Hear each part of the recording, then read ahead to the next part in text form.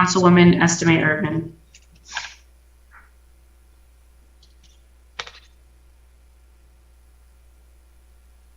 Need a quorum to proceed since There's no quorum. that's fine, but this is a workshop, so there's no quorum, and as long as no decisions are made during this workshop, we're fine.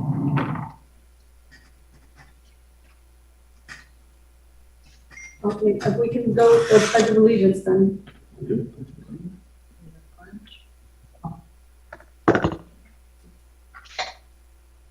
Pledge allegiance to the flag of the United States of America, and to the republic for which it stands, one nation, under God, indivisible, with liberty and justice for all.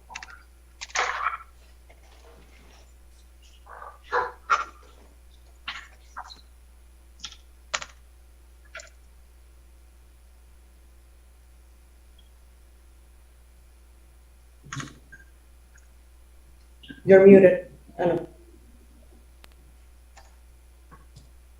Good afternoon, honorable council members. During this workshop today, we'll provide a brief background and we will present some preliminary assumptions for next year's budget. Most importantly, we will hear from you to make sure the fiscal 2023 budget reflects your vision and priorities. As we continue to feel the economic effects of the global pandemic, the administration's main focus is to provide a balanced budget that reflects the priorities of the council in a fiscally responsible manner. As a municipality, it is our responsibility to provide quality services and programs in our city. In this past year, we've continued to provide the best level of services that we can for our residents, while also bringing back key events and programs. We have mainly focused on COVID recovery. Please let me identify a few priorities that we were able to accomplish this past year. This past year, our city's financials have been improved as we were able to eliminate the deficit. And for this year, we expect to have a small surplus from revenues to expenditures. We are also able to modernize our building services with online permitting. We've secured just under $1 million for our canal bridge and to connect customers to septic to sewer, a program that we plan to begin in the next fiscal year. We've reinstituted several key events for our residents, including our 4th of July and our Thanksgiving parade, events that were asked from our residents to continue to bring back. We were able to reopen all of our park facilities. We launched our summer camp, additional sporting activities, including baseball, soccer, and football. And this year we brought back our summer reading programs. We successfully leased and opened the Scott Galvin Community Center. And just as late as last night, we had an event in our basketball court that had over 100 attendees. We've had food distributions for over 550 homes bi-weekly, and we've served over 10,000 hot meals. We've rehabilitated homes with federal and state funding. This fiscal year, we provided over $400,000 in rent relief and $200,000 in grocery gift cards to our city residents. We've continued to provide mental health assistance to residents, home buyer education, counseling, workforce and technical training, and business initiative assistance that has kept several businesses able to survive as we go through the COVID recovery. This year, we launched the Golden Senior Program. We've also passed our P3 ordinance and reignited the city's downtown P3 revitalization project, which is now underway.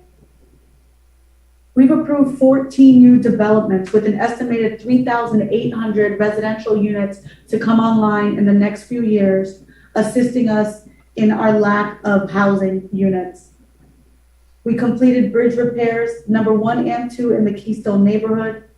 And this year, we finally took a serious step towards flood mitigation by starting 4 drainage project designs on the most flooded areas in the city.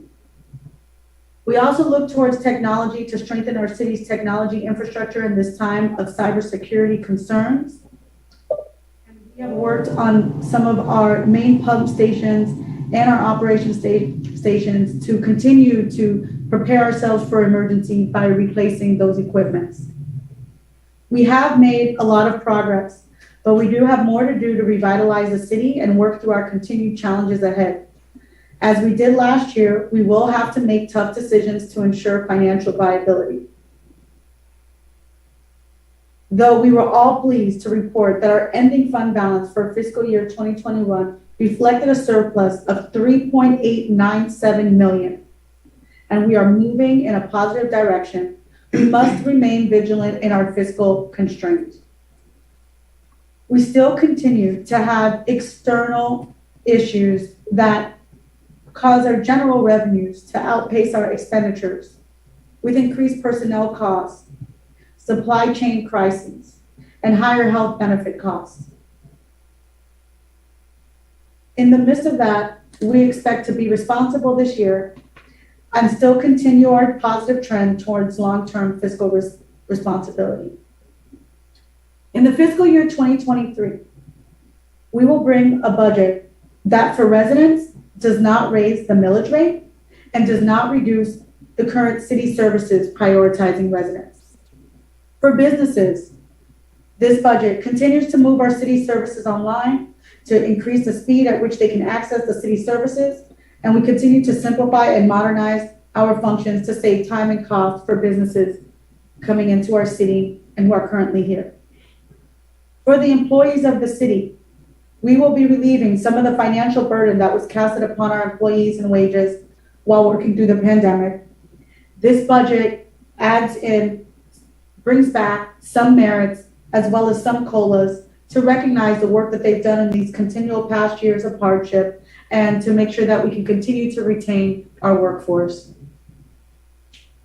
Property values do continue to soar with an increase in assessed values and ad valorem tax, but most of that this year will go to the CRA for the development that has gone around the city and will not be part of our general fund. We have made tough decisions regarding our enterprise funds, and again, we will be increasing costs in terms of water as recommended in our rates and fee report by Black and Veatch earlier this year. In this year, critical key budget assumptions include not proposing any additional personnel costs at this time while maintaining vacancies as they come through. In addition, we will have a 3%, we made an assumption of a 3% merit, a 3% COLA. We plan to return to full city events, and we will continue to keep the same sustained level of commitment to supporting MOCA. Those are our key budget assumptions. It is important to note that the PBA has declared an impasse on negotiations and that final out budget. Therefore, we may have some adjustments from our key budget assumptions. In addition, to fund some previous and upcoming priorities, we will need additional dollars for some of our capital projects, including the Bree Swept Tot Lot, as well as the Scott Galvin Community Center, to fully refurnish it and to make it a home sake for North Miami. As you know, state law does require that the city present a balanced budget. However, the projections that you'll see today, with all the current assumptions that will be outlined in the forthcoming presentation, currently estimates a $3.9 million gap. During this time, we will be continuing to look for cuts to balance the budget. However, we will not be able to provide required reserves by the ordinance. So in order to balance the budget, we will need the council to once again consider a forfeit vote required to waive the city's requisite forfeit votes to factor in the reserves in this budget as we look to reduce our costs. With all that in mind, today's workshop will help us frame a budget which will address the city's the city's surplus and continue to maintain its deficit and to maintain the vital and essential city services. During today's budget workshop, staff will report on our findings and budgetary projections for 2023, listen to your feedback, and make notes of your priorities before the hearing proceedings in September. I will also meet with each of you individually as we continue to prepare the budget. The workshop discussion today will help guide staff as we form fiscal year 2023 budget. I will now turn it over to staff for a presentation, followed by an open discussion. We will take questions following the presentation. Thank you.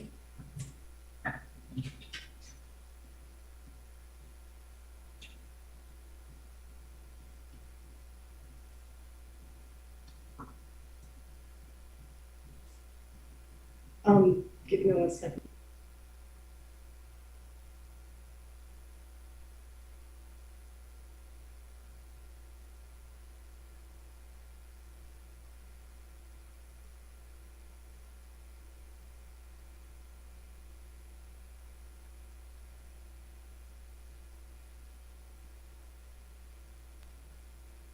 Give me 2 minutes that we are going through some issues. Give me.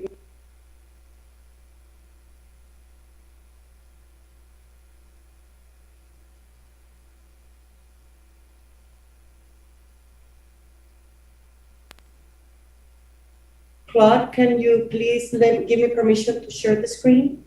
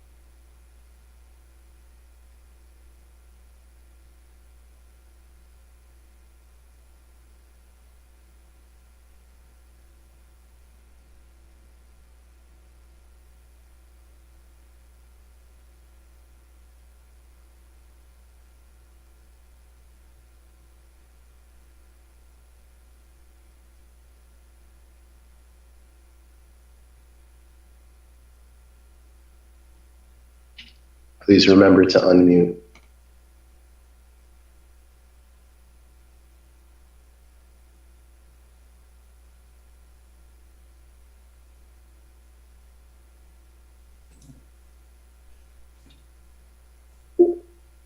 Good evening.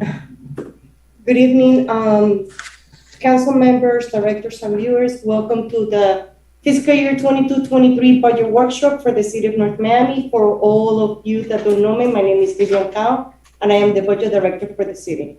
Thanks for tuning in, and let's get started. During tonight's workshop, we're going to be discussing the fiscal year 23 budget timeline, the projected ad valorem revenues, the general fund overview and the assumptions, the other funds overviews, including building, water and sewer, stormwater, sanitation, administration, mayor, and council priorities.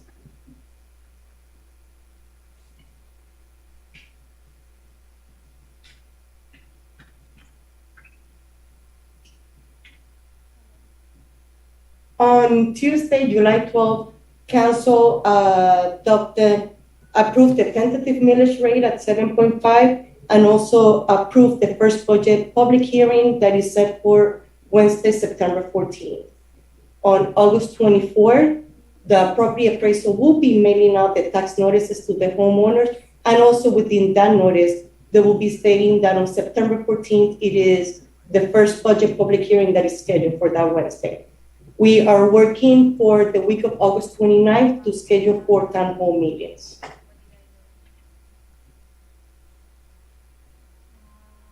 In this line, we can see 9 years history of the city's millage rate. The millage rate for the city has remained constant at 7.5 since 2017.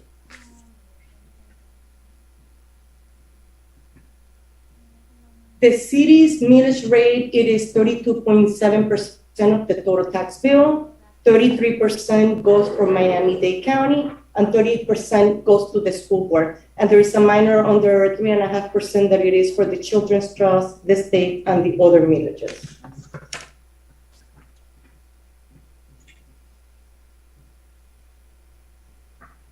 Within this table, I want to bring your attention to the portion of the total gross ad valorem taxes in fiscal year 2019. We collected, the total ad valorem was $22.8 million. For fiscal year 23, it is expected and projected at $32.8 million, reflecting a $10 million increase for the past 5 years. Out of those $10 million, if we go to the line of the city of North Miami's share of the gross ad valorem, it reflects that what the city has really gained in the past 5 years has been an increase of $4 million. Those other $6 million have been absorbed by the CRA.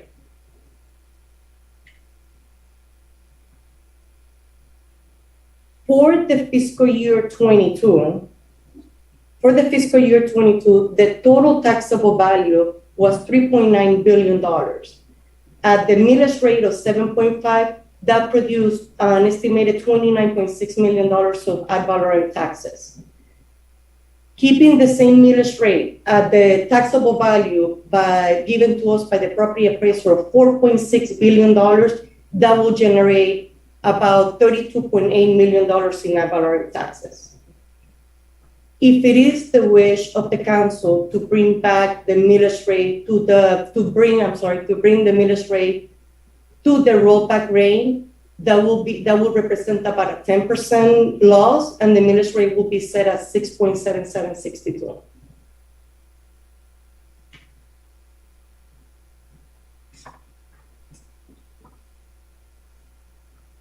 In this bar graph shows how the payments to the CRA compares to the total ad valorem taxes that remain within the city. So in other words, out of the increase in tax levy that we are expecting for this fiscal year at the 7.5 millage rate, we're expecting $3.2 million. Out of those $3.2 million, $1.9 million will be taken by the CRA, and the net amount that will be coming to the city is about $841,000. Which represents 30% of the ad valorem comes to the city, while the 70% of the increase is going into the CRA.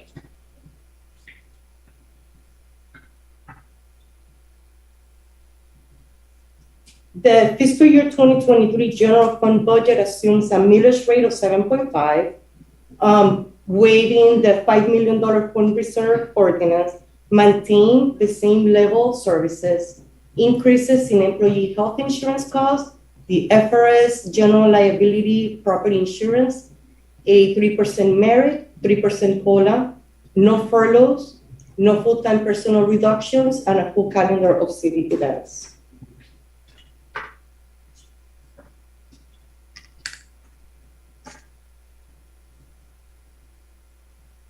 For the year 2022, we are estimating total revenues of $68.7 million with total expenditures of $68 million, giving us a little increase in the balance of approximately $600,000.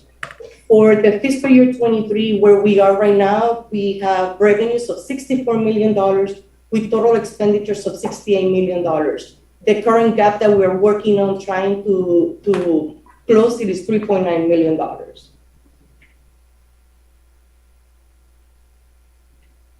In this line, we are representing the various general fund revenue streams for the city for 2021, the projection that we are working on for 2022, the numbers as we have them for the revenues for 2023, and the variance comparison between the projection of 2022 end of year and the proposed number that we have.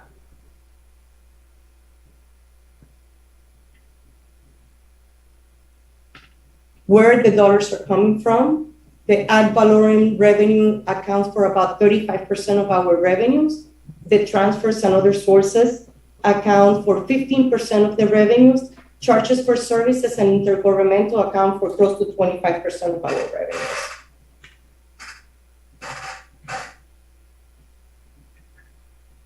In here, we can see the general fund expenditures by department. We are showing you, we're reflecting in here the actuals for 2021, the projected end of year projections for 2022, where we are right now with our 2023 numbers. It is important to notice We are working on keeping expenditures flat in comparison to where we are in 2022.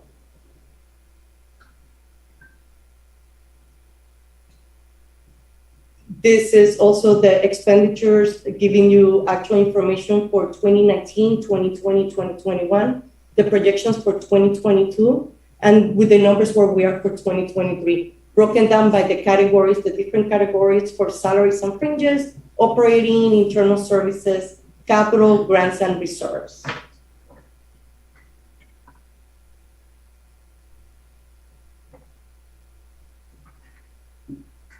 Now, moving on to the other funds, as we're going into the building fund, we have in here the 2021 actuals with the 22 projections and the 23 proposed numbers. The building department, it is working in reviewing its staffing levels, and it's also working on a tier fee schedule that will be coming back later on during the summer. For water and sewer, based on the Black and Beach study that was conducted in 2021, it is projected that between years 2023 and 2028, we need to increase the water and sewer rates.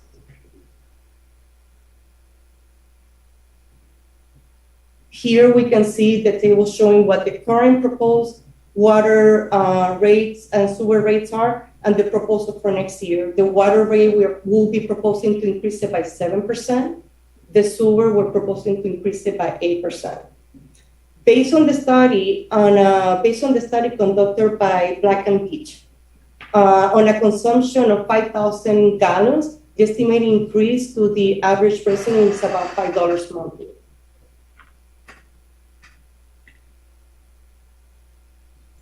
For sanitation rates, at this point, we're not proposing any increases. We have to wait for Miami-Dade County to publish their rate increases if there will be any. So we still have the numbers estimated at $407 per year.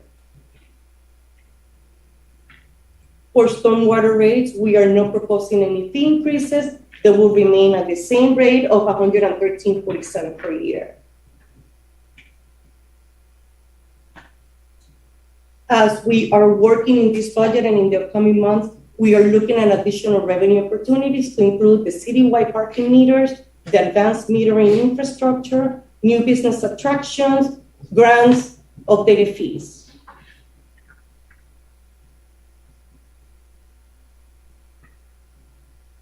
We have identified the following of our challenges, which includes the general fund revenues, the end of the ARPA funds, the increasing personal costs, COLA, merit, fringes, union negotiations, inflation, the housing crisis, just to name a few.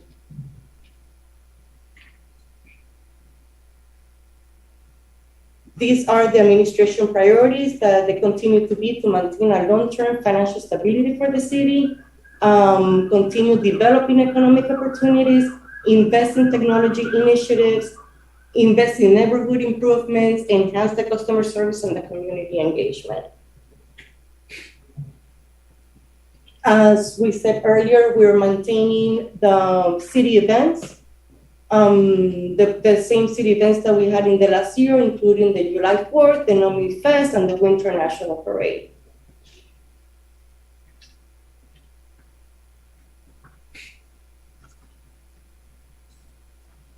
And as a result of the previous discussions with the council, the following are the priorities that we received: the Breeze Swept Top Lot renovation, Cagney Park, food pantry, the Solemnia deal, the Northwest 7th Avenue corridor, the NOMI Tech, septic to sewer conversion, the bleachers at the North Miami Stadium, P3, the train station activation, traffic safety, the affordable housing options, flow mitigation projects, sidewalks, and expand business service technology.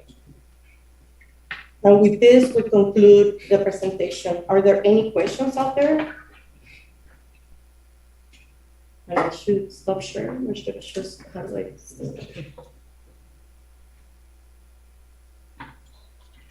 I have a few questions. If you can go to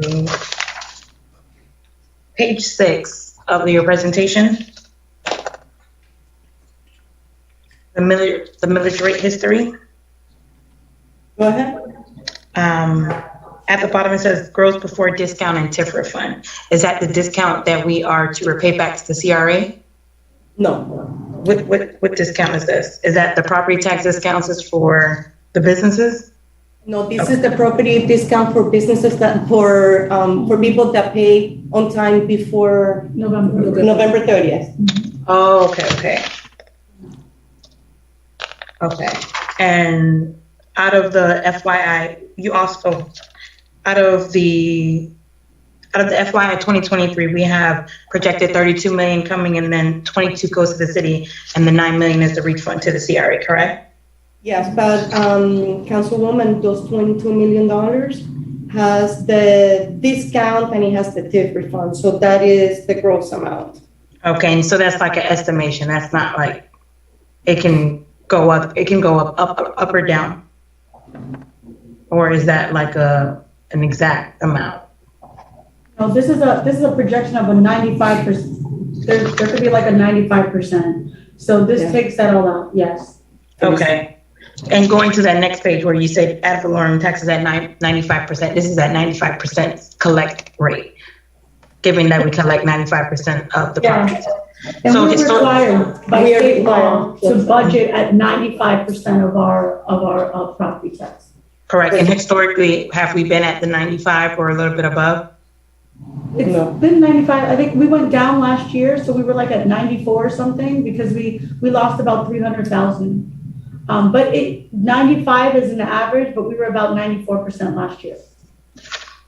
And historically, has it been 90? Have we been in the 90s? Do we ever dip? Somewhere between 90 and 95, depending on what the economic situation is. So there were some years where we got a whole lot less because there was a recession, but generally you can expect somewhere between 90 and 95%, which is why they don't, which is why they expect you to do 95%. But consider 95% a high number for our history of collection.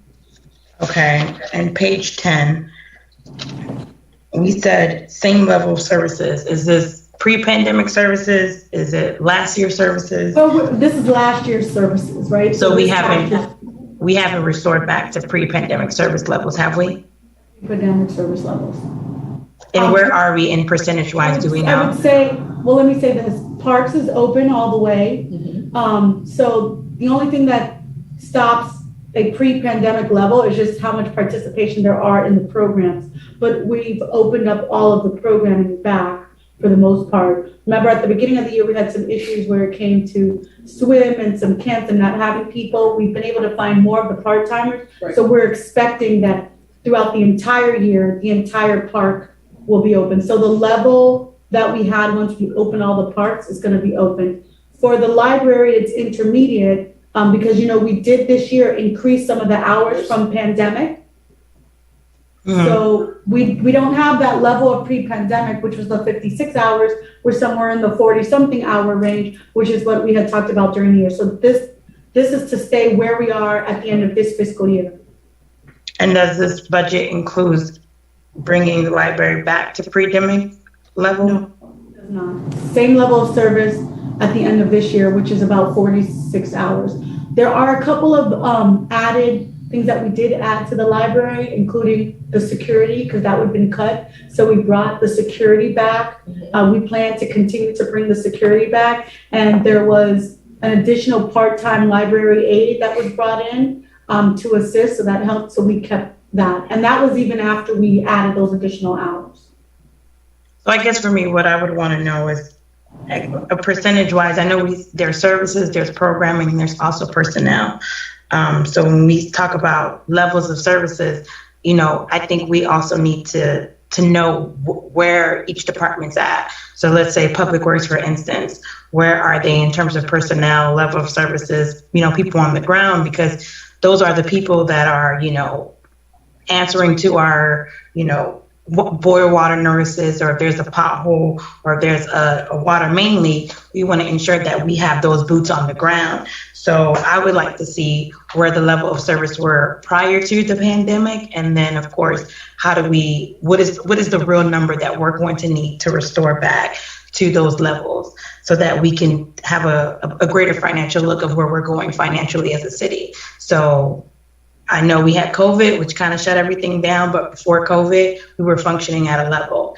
And to say same level of services would to go back to that level. So for me, when we say same level of services, I want to ensure that are we going back to pre-pandemic levels, and how far is the variant is from that. So I would want to know that true cost in my meeting with you all to go through those to say, okay, well, how many people do we have on the streets, or how many, booths, we have on the ground, whether it's landscaping, streets, all that, so that we know how do we plan ahead.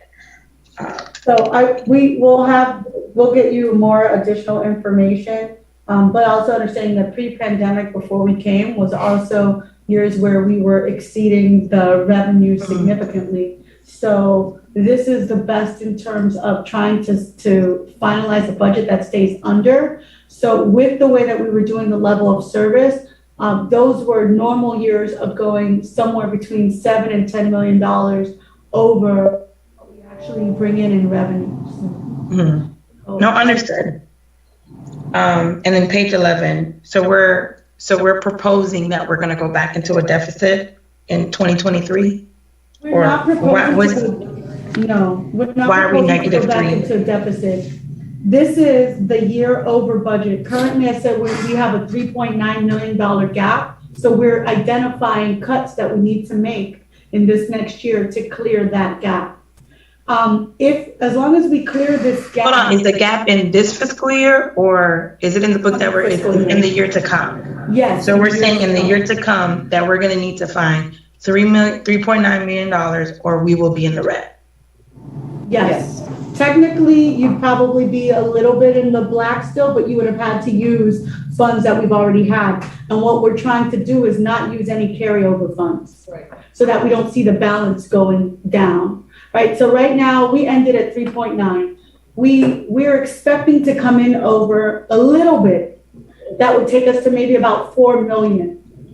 And we still have a $4 million gap. We're trying to find that $4 million gap so we don't use any of the carryover money, and that we can get to a point where either we're at zero, which is the zero balance, and it stays, and we continue to have that $4 million carryover. We are looking to ways to do it. We probably will bring in some proposals with respect to ARPA to reduce our expenses, but be able to keep the service level, but reduce the expense on the budget side by contributing to certain programming and certain infrastructure work from ARPA. So as we're ending the fiscal year in a couple of months, where are we financially? Are we still expecting to be just over zero, not too much over? Okay. And do we know? Well, I guess we'll wait to the plan to see where we're gonna find this $4 million. Or so is that saying that we're gonna have to cut back? We're gonna have to how do we? We're gonna have to do some cutbacks, but we are looking to see where there's some cost that we can spend in the ARPA for actual funds, so that we just reduce our expense from general fund and get it out of that fund. I don't know how much that's going to be because there are restrictions. Okay, and if we go to page 14 or slide 14.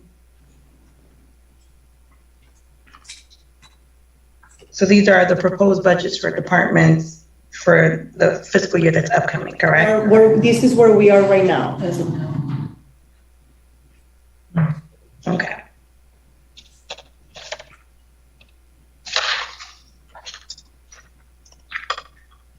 And the last thing for the increases, the Black and Beach study, these are increases to water and sewer, or is it just water? Water and sewer. And what is the amount? Is it the 502? For about 5,000 gallons, it's about 502 monthly. It's the percentages. And how long will residents expect to see these type of increases? I think the Black and Beach report went through year 2023. 2028, basically. And they're proposing these same increases every year. No. On page 17, you'll see that it starts to reduce. It goes down to 5%. Like 5, yeah. A lot of the increase that they did right now was being because of the fact that we had not put increases over so many years. We had to bring ourselves back. And it has to also match with that plan for the work that they think we can do and how much we can bring in. So there's a possibility that the number can go down even more, or the percentage. Possibilities, yes. Yeah. Absolutely.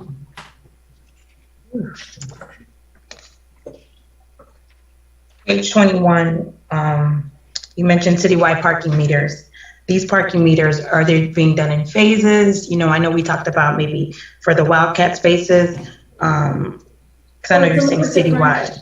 Yeah, so the citywide, we currently have a consultant that's working on an analysis, so we bring that to the board, to the council, and we would review that. They are looking at the entire city to see where are the opportunities for citywide, and it would be a decision to be made in terms of what's gonna go online, when, and what would make more sense for parking revenues. But the main area that we believe will be considered is going to be a significant part of the central part of the city and the downtown area where we have a lot of parking spaces, particularly street parking. And then you mentioned, I'm sorry.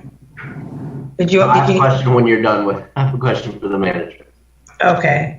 And then when you mentioned update fees, do we know what fees we're looking at specifically?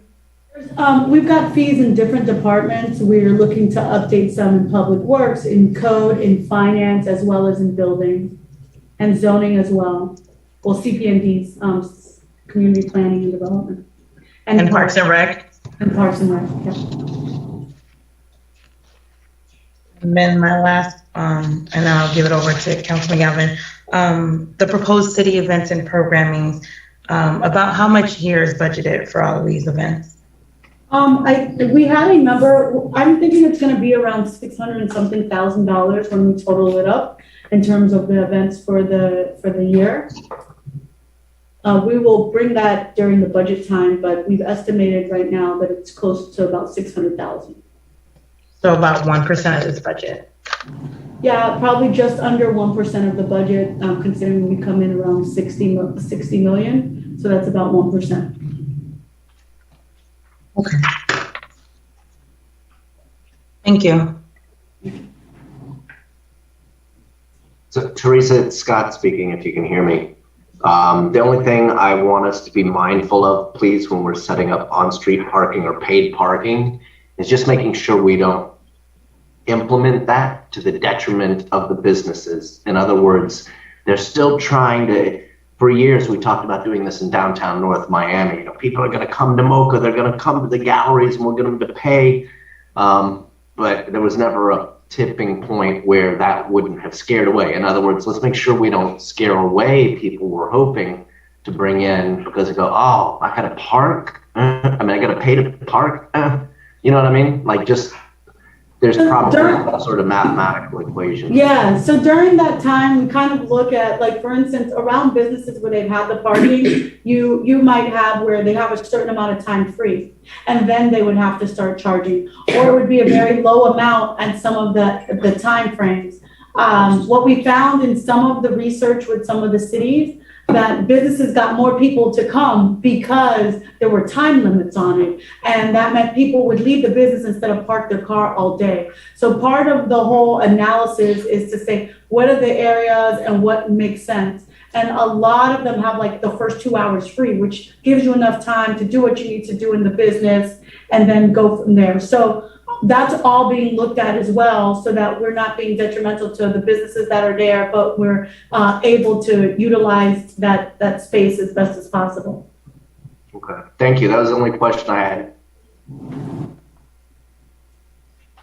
I don't know if anyone else has joined us, but if no one else has joined us, I think that's all we have for the workshop. Do you have the dates for the town hall where you would be going out to the community to getting their feedback? We don't have the dates yet. It is the week of the 29th. So we'll be working with you. So in case you have like a date that you want to do that's close in your area, so you'll be hearing from us soon so that you can participate if you'd like. Mhm.